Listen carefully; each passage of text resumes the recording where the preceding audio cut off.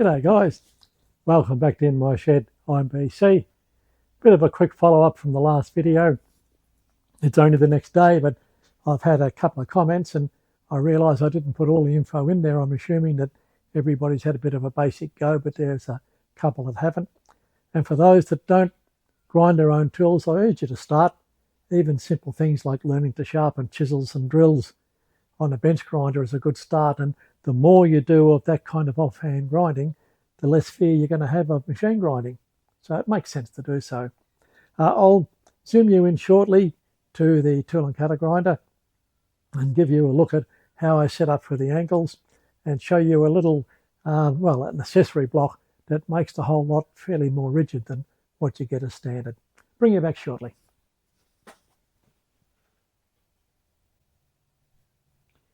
G'day, back again. I hope that's got you in a position where you can see what we're doing. This is a little accessory mount block made out of aluminium. It's 3 inches wide by nearly 3 inches high by nearly 4 inches long. It's got a 1/2 inch hole through the diddle to bolt it down. It's got a key in the bottom that aligns with the T-slot bolt, T-bolt slot in the table. And what this does,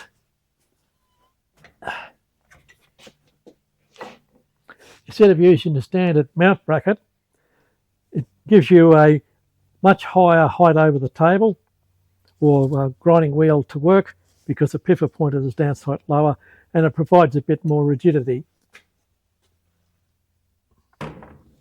And with this small machine, rigidity is the be-all, end-all. It is a little bit of a bugbear. Got a little Clarkson offset indexing finger here, a little bit of a jigsaw blade, and this is just a bit of 1/2 inch rod. Yes, just a little bit of 1/2 inch rod milled away on one side with a socketed catch screw on it to hold the old jigsaw blade on with. That's a really good indexing setup. It's simple. It'll work on most items, especially simple items such as this. Okay, when you set the wheel up, and I started off with the cutoff wheel up there, and when you cut the cutter off, you're left with a little pip in the middle. And this was explained to me by, I think his name's Andy, at Laffy Mountain Living on YouTube.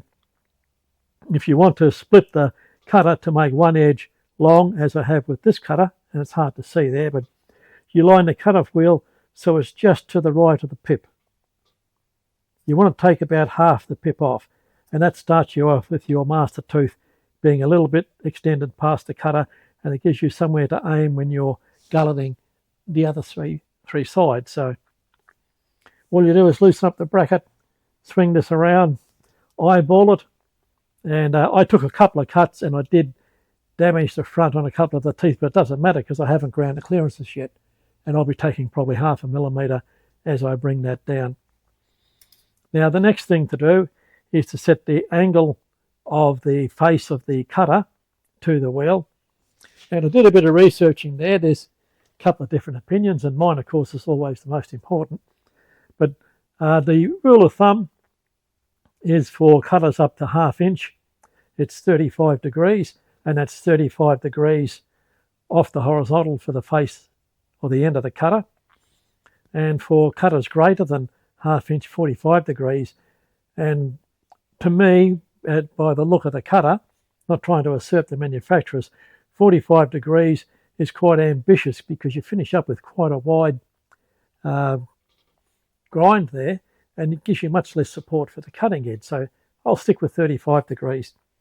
And all I have is a metalworker's protractor with the base of the protractor along the top of the setup block, and the arm of the protractor down across a flat on the arm, and that flat is parallel to the axis of the head. So that's quite a simple thing to set up. Oh, it's not quite set right. There, that's the 35 degrees. Sits a lot better. And the tricky part now, of course, is to try and tighten up the nut without everything moving. But then the tricky part is the fact of life, isn't it? So as you can see, I think I'll bring you in a little bit closer. God, I love this telephoto machine.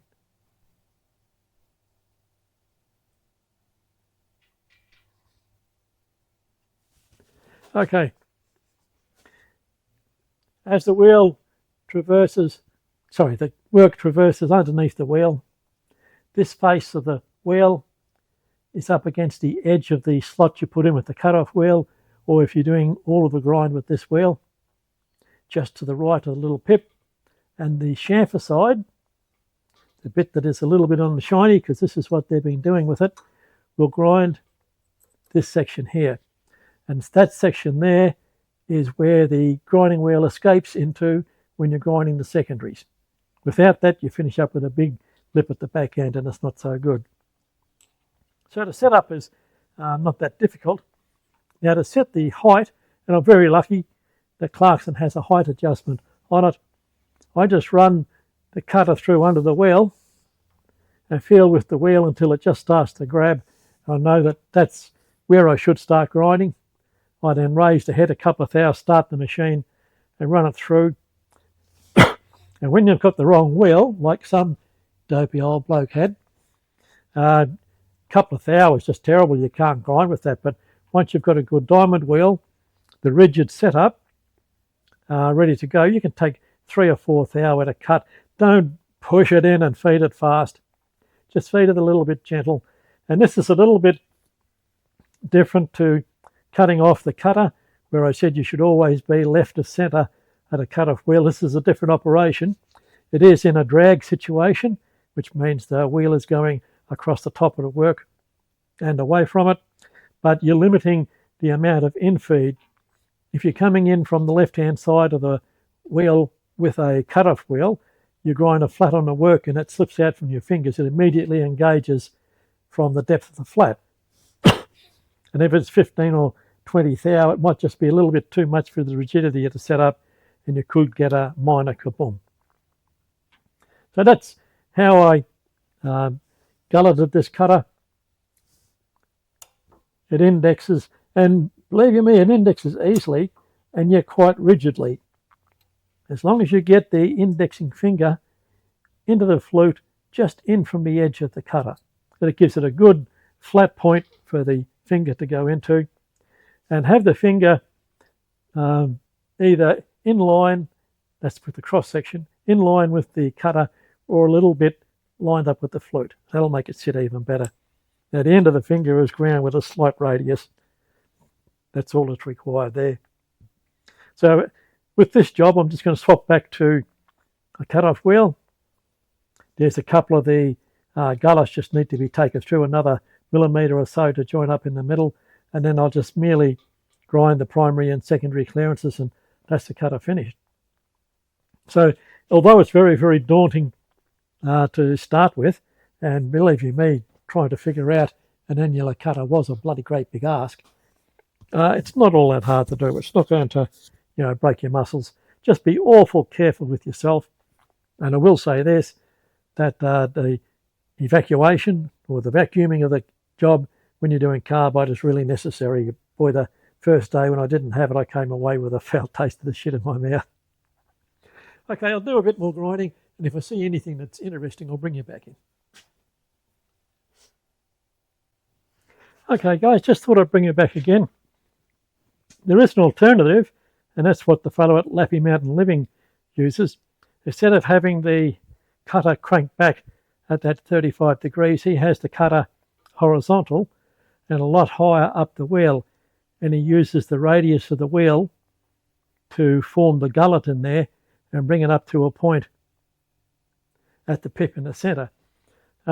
He's got a very nice little KO Lee grinding wheel, and I could use that method too, bar for one thing. I don't have a table stop on this machine, and I do have a table stop I can use, but it's just not that easy to set up, and I would only have the cutter horizontal and feeding into the wheel if I had something to control how far it's feeding in. And I'm pretty sure what he does is he feeds the cutter in and then backs the stop off a little bit as he goes in. I've tried that mainly with high-speed steel cutters, and uncontrolled longitudinal feed into a wheel for gulleting is not something that I like to do. Yeah, without a table stop, I wasn't comfortable with it. Maybe another 30 years and I'll get good at things. Okay, bring it back when I'm doing a bit of grinding. Okay, here we go for a bit of an action shot.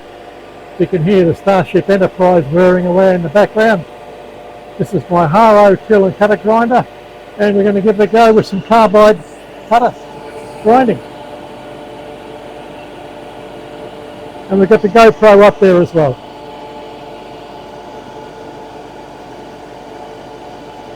Now this will be a very slow process.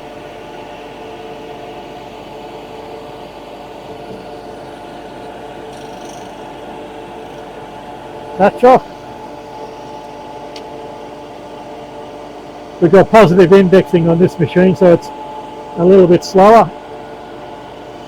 And we'll see if we can't get you up a little bit closer.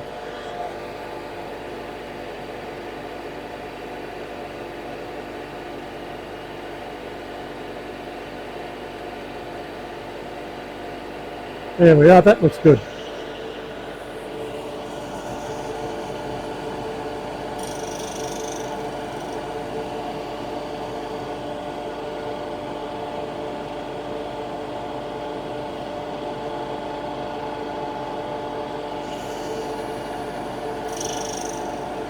Well, so far it appears that all the teeth are even height, which is a good sign.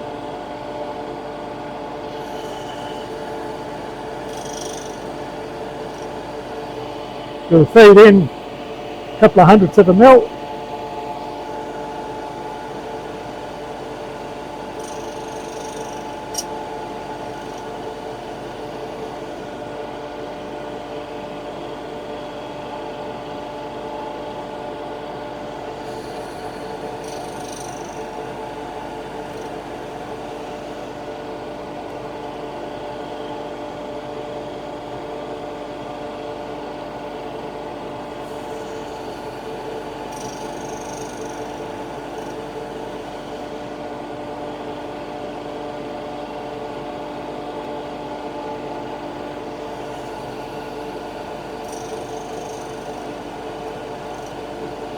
Okay, feed in a little bit more.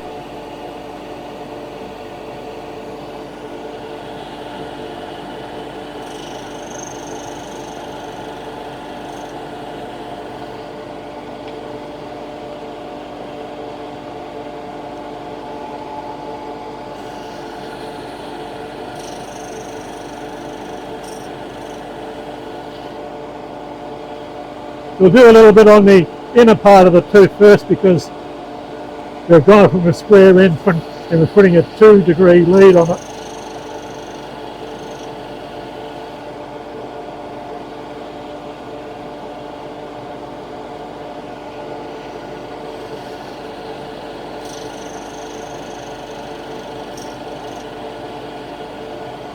Okay, put a bit more of a cut in.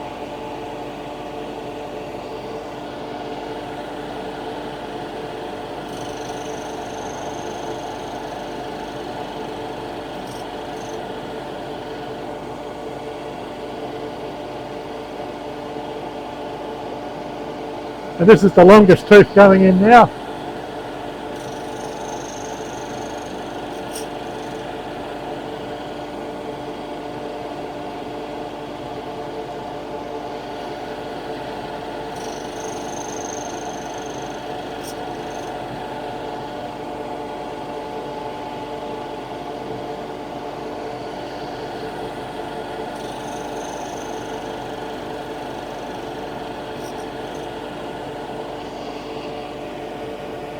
A few more hundredths.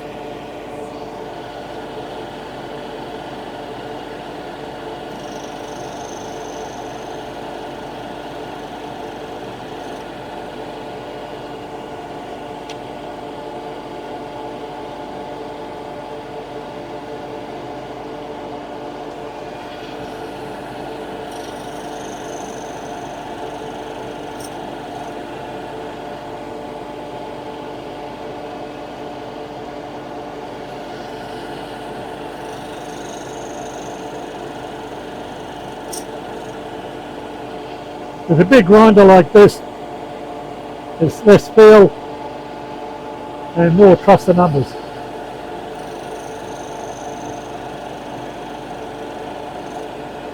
We'll just have a quick bo peep.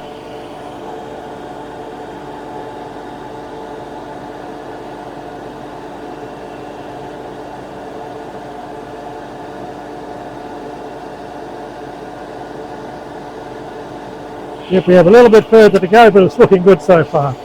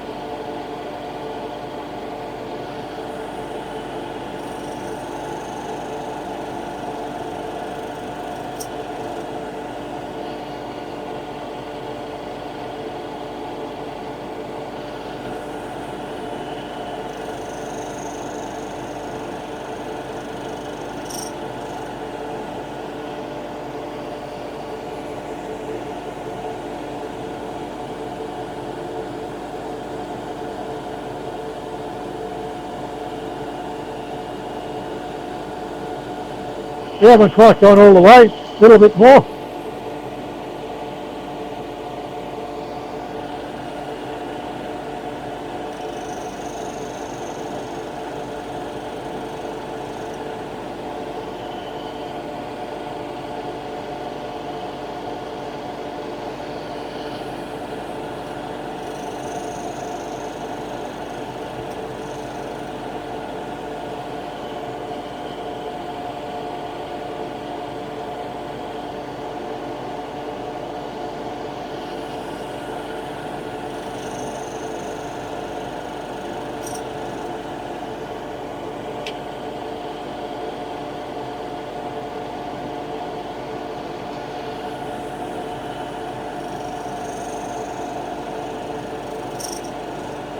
A little bit more again.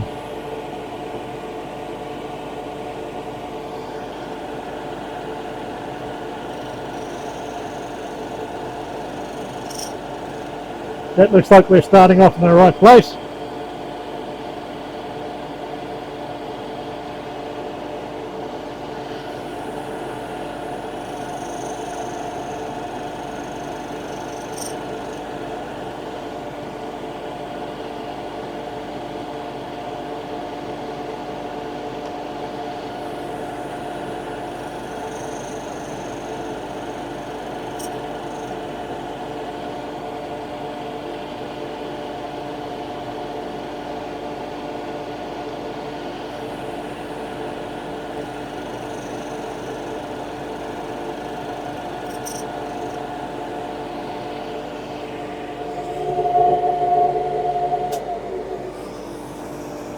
Okay, we'll have another look how it's going.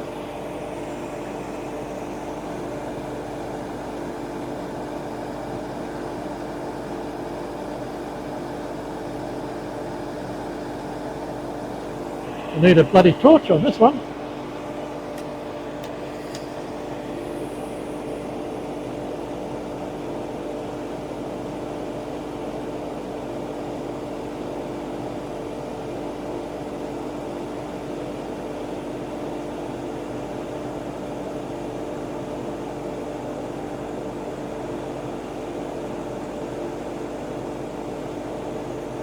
Okay, just a little bit more to go.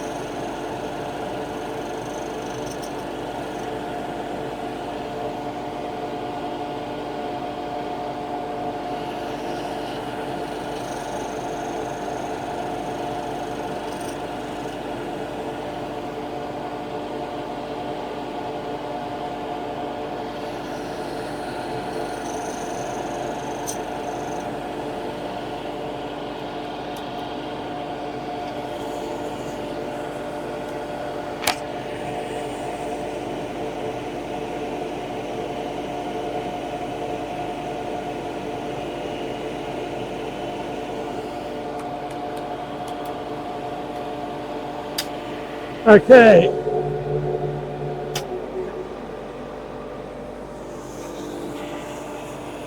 What I'm saying there is all primaries ground, so I'm going to set up the secondary clearance and bring you back for a look there. Okay, got you back again. I've tilted the work head back to 15 degrees for the secondary clearance. I've got to say that last effort was pretty bloody painless. Well, we'll turn the power on again. Sorry about the Enterprise roaring away in the background, but I'm trying to look after my health a little bit.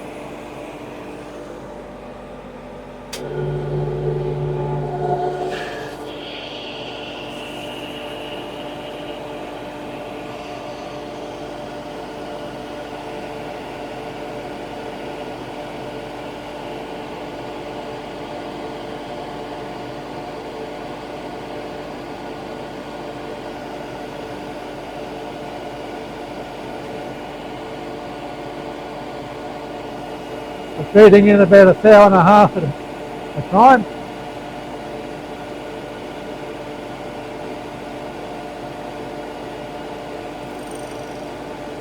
That's right.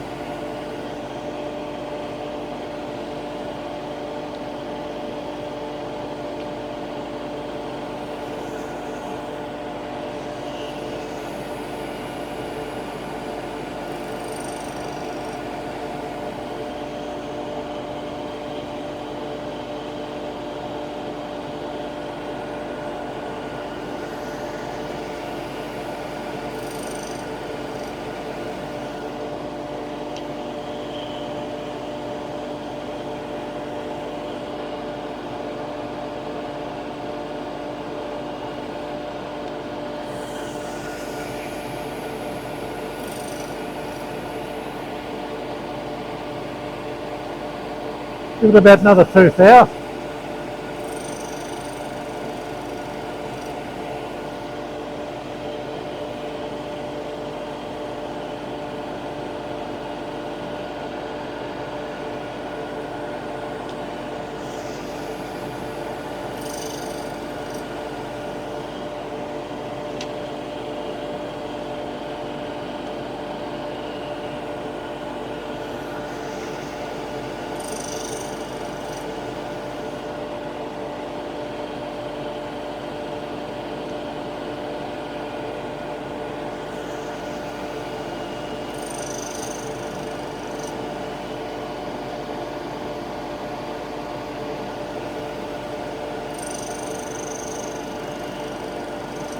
Let's take it in another couple of thou.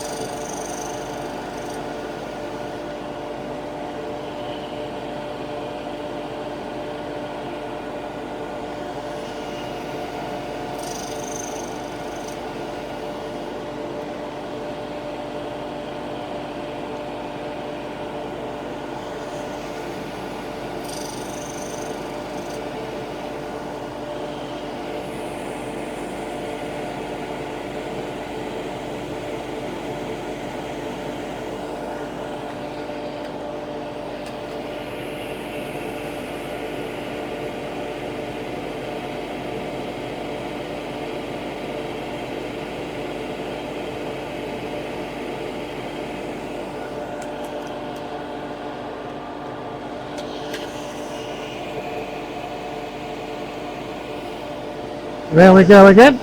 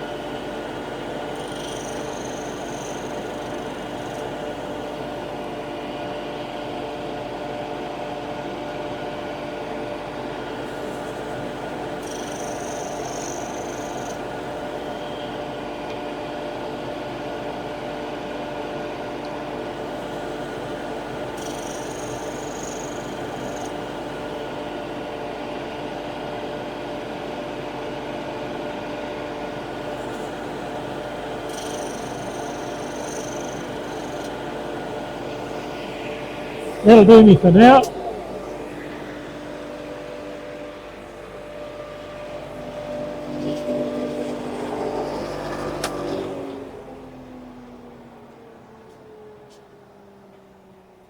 Oh boy, that is an amazing noisy bloody machine.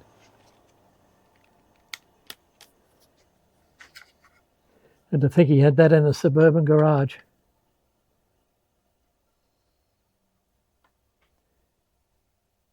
I think we're after just one more pass of about 1.5 hours and Bob's your uncle. Well, he might not be your uncle, and I don't have an Uncle Bob either. Right, the Enterprise goes back on.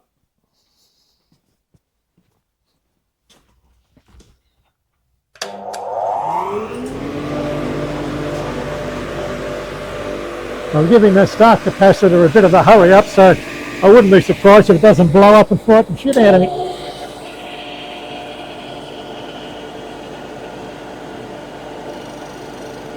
Nothing.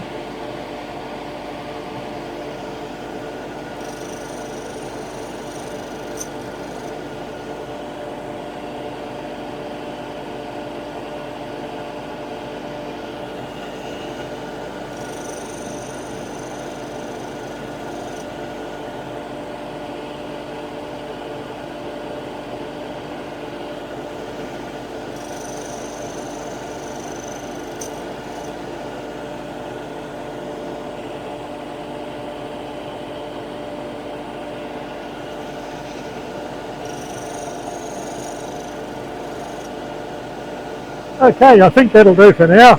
I'll turn all the noise off and swing the cutter around for a look.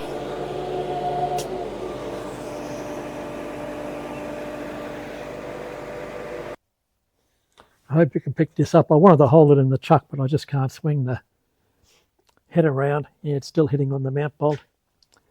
Okay, we can see the secondary is reasonably well ground. The primary is probably 2.5 mils wide, a little bit wider than I want, but look, good enough for me to leave it like it is. You can see the remnants of the gashing just there. Maybe better on this one. So I think this cutter's actually going to work, and it'll be interesting to put it up in the mill and give it a bit of a fling. Now I put a 2-degree dish in it. The only thing I may have to touch up is there's a small pip in the centre, the remainder of what was left there from when I cylindrically when I face ground the end of the bloody thing anyway. So I may just have to take that out with the flared cup wheel. Just take it up there, put a little nick in there, and that will allow it to pass through. Yep, I can feel there's a little protrusion. I don't know that it would be higher than the outer edge, but I don't want to take the chance and have a cutter that doesn't work. Okay, bring you back in shortly. Okay guys, this is the last segment of the video. I mainly did this because I've had a few comments from guys. I've got one of those Clarksons, but I haven't been game enough to have a go with it yet. Well, there's no voodoo in it, and hope by showing you I'm using a bigger grinder now because that cutter just wouldn't fit for this operation without a lot of mucking about. This is not as simple as the Clarkson to operate. It is dead sturdy, absolutely rigid, and also therefore not forgiving. If you jam something up, this one would give you grief. But the reason this one takes a bit more to operate, it doesn't just have a finger indexer for this operation at the moment, and you can see the actual physical size of the workhead. And to index it, it's not just run it over the indexing finger, it's come around to the next point, bring the latch into play and then lock it up. So it is a little bit more difficult to operate, but having said that, once you set your parameters, you can be reasonably sure you're going to be accurate, even though I've got an old milk bottle for a duct for the extraction, and boy, geez, that works really well. One difficult to figure out thing is these adjustments on the elbows are that accurately machined. If you undo the clamping lug 1 or 2 degrees, you can adjust things, bring it round a quarter of a turn, and they go skew if, and you can't budge it whatsoever. And that goes for the swivel base as well, so that means it's really well built. Well, we've gashed a cutter with a cut-off wheel. We've done a secondary operation. and created a bit more of a gash, and I see now I could have gone a little bit further with that, but we're learning as we go. We've ground a primary clearance in on the cutter, and we've ground a secondary clearance as well. That's been reasonably successful. Super abrasive wheels. Oh, so far I'll give J&C abrasives from China the nod. Once I figure out that I've got the right wheel to put on, their product seems to do an acceptable job. Some of the cheaper $30 wheels from China are bloody rubbish. Some of them are okay, but some of them are rubbish. But this particular wheel seems to be working quite well. Okay, I don't know what else I can do to show you. I'll keep on bringing you in on what's happening on the tool and cutter grinders. But for now, see you later. Please like and subscribe if you haven't already.